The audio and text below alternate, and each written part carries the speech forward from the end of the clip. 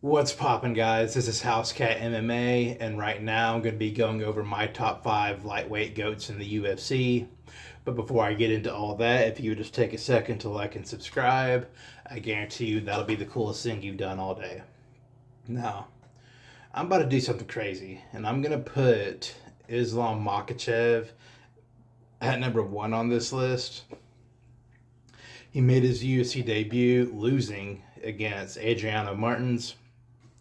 He then won 10 straight, and after that beat Charles Oliveira for the lightweight title, then defended against Alexander Volkanovski twice, and then defended a third time against Dustin Poirier, and defended a fourth time against Renato Moicano. Now, and a couple weeks ago, he won the welterweight title. I got him at number 1 because I don't think any lightweight has gotten 4 title defenses. I think he's got the record for lightweight title defenses. Number 2 is obviously Khabib. Khabib made his UFC debut winning against Kamal Shalorus, and then he went on to get wins against guys like Gleison Tebow, Michael Johnson, Ally Quinta, and then he won the belt against Conor McGregor, then defended against Dustin Poirier and Justin Gaethje in that order. Now I got Islam above him because I feel like they were the same. They're the same fighter, but I think Islam's just a little stronger, a little bit more dominant of a wrestler, and a little better striker. And I don't think Khabib could have won the belt at 170. I don't think Khabib would have beat Kamaru Usman. I don't think Khabib would have beat Bahal Muhammad. I don't think Khabib probably could have beat Leon Edwards. Maybe. Oh, definitely. Now I think about it, definitely he could have beat Leon Edwards. And he probably would have beat Jack Della Maddalena, but he wouldn't have beaten Jack Della Maddalena in as dominant a fashion as Islam did. I don't think. And number 3, we got Charles Oliveira. Charles Oliveira is a bit of an interesting case. He made his UFC debut winning against Darren Elkins on August 1st of 2010, I believe. And he started off like his first 19 fights, he was 10 wins, 8 losses, and 1 no contest. Just a journeyman guy, always going to win a little more than he loses. But nobody was accusing him of being a future champion.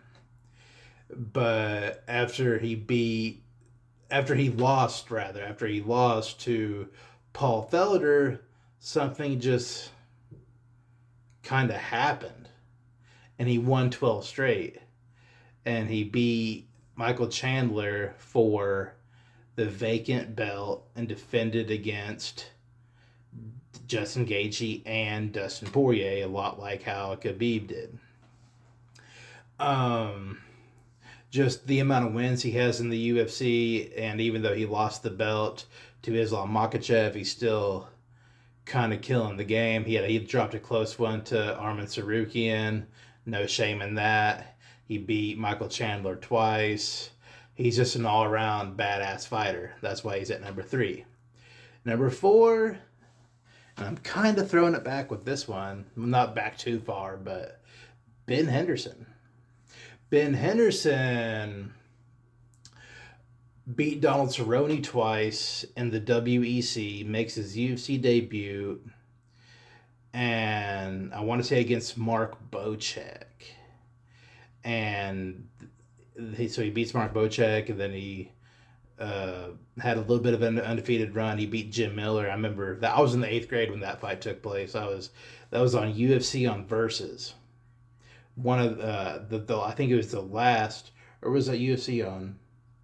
No, yeah, it was UFC on Versus. It was, I want to say, August or September of 2011, and he beat the brakes off of Jim Miller. He beat Clegg Guida after that on the first UFC on Fox card, and then he beat Frankie Edgar for the belt. They rematched. He defended it against Frankie Edgar in the rematch, and then beat Nate Diaz, and then beat Gilbert Melendez. He defended the title 3 times. And then he lost it to Anthony Pettis and got a couple wins straight, and then lost to Rafael dos Anjos and lost to Donald Cerrone. But he ended his UFC career at 11-3 in the UFC. So that's number 4. Number 5 is Frankie Edgar. Frankie Edgar made his UFC debut at UFC 67 February 3rd, 2007 against Tyson Griffin, and beats Tyson Griffin, beats Spencer Fisher, beats Mark Bocek, loses to Gray Maynard, and then rattles off a few more straight wins against, Hermes Franca, Sean Shirk, Matt Beach. And they decided he needed to get a title shot after that. And he was a crazy big underdog when he got his title shot against BJ Penn. But he beats BJ Penn in one of the closest fights in UFC history.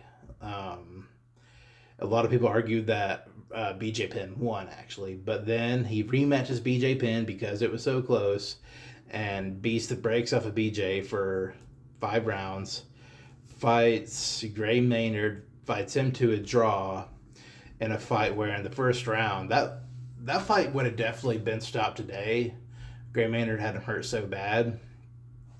That fight could have got stopped like 4 different times. It was crazy, but it ends up close enough to where it's a draw, and then him and Gray Maynard have their third fight, and Frankie Edgar knocks out Gray Maynard in their third fight.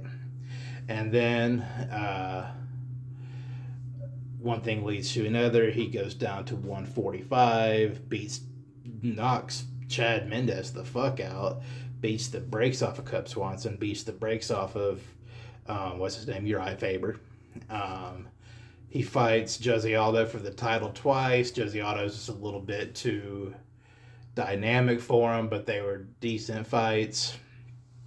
But yeah, that's my top 5 GOATs. And if I was going to go further, I'd go BJ Penn at number 6. Well, either BJ Penn or Anthony Pettis. It'd be a toss-up between those two. Those two are honorable mentions, 6 and 7. BJ Penn at 6, Pettis at 7, or the other way around. You wouldn't be wrong in saying the other way around. And then maybe guys like, maybe Rafael dos Anjos at 8 or something like that. But yeah, it was kind of hard to do this because there's no obvious. When you get outside of 1, it's going to be Islam, 2 is going to be Khabib, but when you get past that, it gets kind of hard. There's no obvious 3s, 4s, 5s, and lightweight. But that's all I have on the top 5 UFC lightweight GOATs. This is House Cat MMA, and I'll catch y'all later.